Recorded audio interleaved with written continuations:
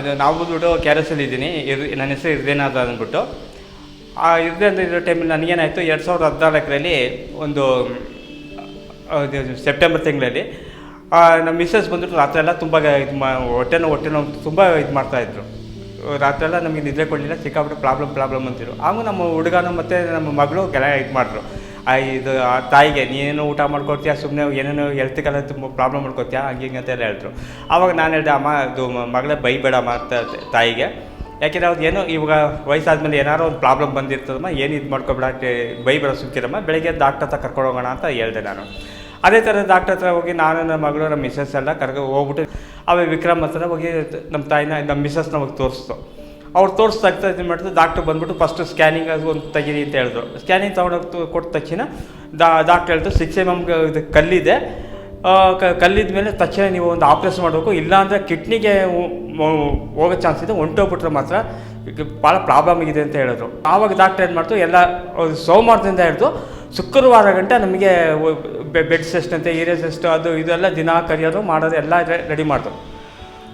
ಆವಾಗ ಶನಿವಾರ ಏನಾಯಿತು, ಶುಕ್ರವಾರ ಏನಾಯಿತು, ಡಾಕ್ಟ್ರ್ ಏನು ಮಾಡಿದ್ರು, ರಿಪೋರ್ಟ್ ಕೊಟ್ಟರು ನಮಗೆ.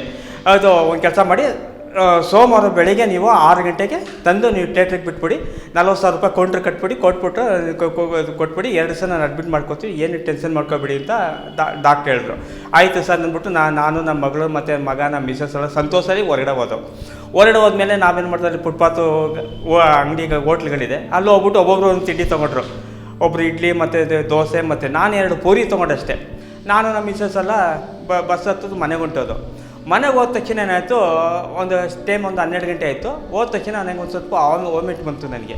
ಅದಕ್ಕೆ ಮುಂಚೆ ನಾನು 2 ತಿಂಗಳು ಮುಂಚೆ ನಾನೇನು ಮಾಡಿದೆ, ಒಂದು ಫಾದರ್ಗೆ ನಾವೊಂದು ಇದು ಕೊಡಬೇಕಾಯ್ತು, ನಾವು ಸಂದಾಪ್ ಕೊಡಬೇಕಾಯ್ತು. ನಾವೆಲ್ಲ ಒಟ್ಟಿಗೆ ಒಂದು 15 ಜನ ಒಟ್ಟಿಗೆ ಹೋಗ್ತಾಯಿದ್ದೋ. ನಾವು ಹೋಗ್ತಾ ಟೈಮಲ್ಲಿ ಸೆಂಟಾಕೇನು ಹೊಡೆದಿದ್ರು. ಅಲ್ಲಿ ನಾವು ಹೊಡೆದ ಟೈಮಲ್ಲಿ ನನ್ನ ಮತ್ತೆ ತಕ್ಷಣ ಕಾಲಿಟ್ಬಿಟ್ಟೆ ನಾನು. ಅದು 4 ಅಡಿ ಆಲ್ಟಲ್ಲಿ ನಾನು ಬಿದ್ದಿದ ತಕ್ಷಣ ಇಲ್ಲಿ ನನಗೆ ಈ ಬಗಲಿ ಮೂಳೆ ಡಾಕ್ಟ್ರ್ ಹೇಳಿದ್ರು, ಮೂಳೆ ಡಾಕ್ಟ್ರ್ ಹೇಳಿದ್ರು, 14ನೇ ಮೂಳೆ ನಂಬರ್ ಸ್ವಲ್ಪ ಕ್ಯಾಚಸ್ ಆಗಿದೆ ನಿನಗೆ ಅಂತ ಅವರು ಒಂದು ಬೆಲ್ಟ್ ಹಾಕಿದ್ರು. ಅವರು ಬೆಲ್ಟ್ ಹಾಕಿದ್ಮೇಲೆ ಇದೇನಾಯಿತು, ಒಳಗಡೆ ಕರಲೆಲ್ಲ ಒಂದು ಇದು ಪ್ರೆಸ್ ಆಗೋಯ್ತು.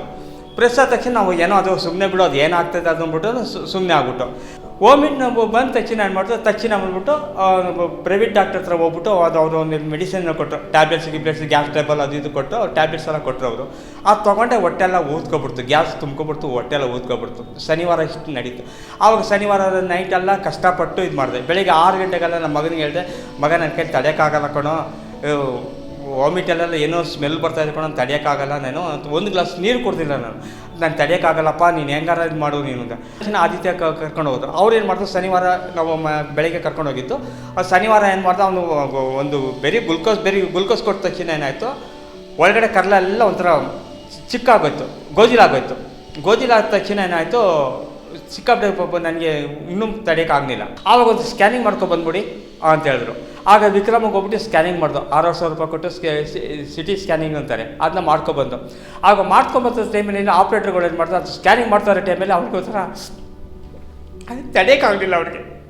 ಯಾಕೆಂದರೆ ನಿಮ್ಮ ತಂದೆಗೆ ಸಿಕ್ಕಾಪಟ್ಟೆ ಪ್ರಾಬ್ಲಮ್ ಇದೆ, ಅವ್ರಿಗೆ ಸಿಕ್ಕಾಪಟ್ಟೆ ಸೀರಿಯಸ್ ಆಗಿದೆ, ತಕ್ಷಣ ಅವ್ರಿಗೆ ಆಪ್ರೇಷನ್ ಮಾಡಬೇಕು ಇಲ್ಲಂದ್ರೆ. ಆವಾಗ ನನ್ನ ಮಗಳು ನಮ್ಮ ಮಗನು ಬೇಜಾರಾಗ್ಬಿಟ್ರು. ಬೆಳಗ್ಗೆಗೆ ನಮ್ಮ ತಾಯಿನ ನಮ್ಮ ಮಿಸ್ಸಸ್ ತಗೊಂಡಾಗ ಅಡ್ಮಿಟ್ ಮಾಡಬೇಕು, ಅವ್ರಿಗೆ ಕಿಡ್ನಿಲಿ ಕಲ್ಲಿದೆ, ಆದರೆ ನನಗೆ ಈ ಥರ ಆಗಿದೆ. ನಮ್ಮ ಮಗಳು ಮಿಷನ್ ಆಸ್ಪತ್ರೆಗೆ ಅಡ್ಮಿಟ್ ಮಾಡಿದ ತಕ್ಷಣ ಆಪ್ರೇಷನ್ ಮಾಡಿ 3 ದಿವಸ ಆಯಿತು. 3 ದಿವಸ ಆದ ತಕ್ಷಣ ಸಿಸ್ಟರ್ ಡಾಕ್ಟ್ರ್ ಏನು ಮಾಡಿದ್ರು, KCTಯಲ್ಲಿ ಬರೆದುಬಿಟ್ಟಿದ್ರು ಅವರು, ನಿಮ್ಮ ತಂದೆ ನಾಳೆ ಬೆಳಗ್ಗೆಗೆ ಬೆಡ್ ಪಾನೆ ಕೊಡಬೇಡಿ, ಅವ್ರನ್ನ ವಾಕಿಂಗಲ್ಲಿ ಟಾಯ್ಲೆಟ್ ಕರ್ಕೊಂಡೋಗಿ ಅಂತ ನಮ್ಮ ಮಗನಿಗೆ ಹೇಳಿದರು. ನಮ್ಮ ಮಗ ಏನು ಮಾಡ್ದೆ, ನನ್ನ ಕೈ ಇಟ್ಕೊಂಡು ಕರ್ಕೊಂಡು ಹೋದ, ಇದಕ್ಕೆ ಟಾಯ್ಲೆಟ್ ಕರ್ಕೊಂಡು ಹೋದ.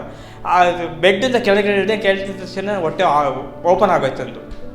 ಓಪನ್ ಆದ ತಕ್ಷಣ ಏನಾಯಿತು, ಇದು ಆಪ್ರೇಷನ್ ಫೇಲ್ಯೂರ್ ಆಗೋಯ್ತು. ಫೇಲ್ಯೂರ್ ಆದ ತಕ್ಷಣ ಸಿಸ್ಟರ್ಗಳೆಲ್ಲ ನೈಟ್ ಸಿಸ್ಟರ್ ಇತ್ತು, ಅವರೆಲ್ಲ ಬಂದ್ಬಿಟ್ಟು ವಾರ್ಡ್ ಬಾಯ್ ಎಲ್ಲ ಬಂದು ತಿರ್ಗಾ ನಾನು ಹಾಸಿಗೆ ಮೇಲೆ ತಂದು ಮನಗಿಸಿದ್ರು. ಅವಾಗ ಡಾಕ್ಟ್ರುಗಳೆಲ್ಲ ಬಂದ್ಬಿಟ್ರು, ಎಲ್ಲ 6 ಗಂಟೆಗೆ ಡಾಕ್ಟ್ರುಗಳು ಬಂದ್ಬಿಟ್ರು.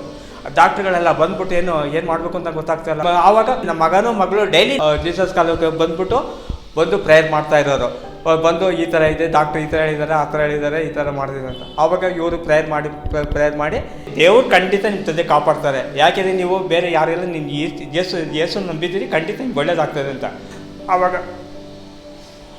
ಆವಾಗ ಆಪ್ರೇಷನ್ ಆಯಿತು. ಆಪ್ರೇಷನ್ ಮೇಲೆ ಸೆಪ್ಟೆಂಬರ್ 14ನೇ ತಾರೀಕು ಆಪ್ರೇಷನ್ ಆಯಿತು. ನವಂಬರ್ ಗಂಟೆ ನಾನು ಆಸ್ಪತ್ರೆಯಲ್ಲಿ ಇದ್ದೆ. ಆಮೇಲೆ ನಾನು ಆಸ್ಪತ್ರೆಯಲ್ಲಿ ಮನೆಗಿರೋ ಟೈಮಲ್ಲಿ ಆ ಬೆಡ್ಡಲ್ಲಿ ಸಿಸ್ಟರ್ಗಳು ಫೋನ್ ಮಾಡಿ ಕಿವಿಗಿಡೋರು, ಅರ್ಥ ಕೇಳೋದು ಅರ್ಥ ಕೇಳ್ತಿರಲಿಲ್ಲ. ಆಮೇಲೆ ಫುಲ್ಲು ನನಗೆಲ್ಲ ಇದೆಲ್ಲ ಬಂದ ಮೇಲೆ, ಜ್ಞಾನ ಎಲ್ಲ ಬಂದ ಮೇಲೆ ಗೊತ್ತಾಯ್ತು ನನಗೆ ಮೈಸೂರು ಜೀಸಸ್ ಕಾಲ್ ಇದೆ ಅಂತ.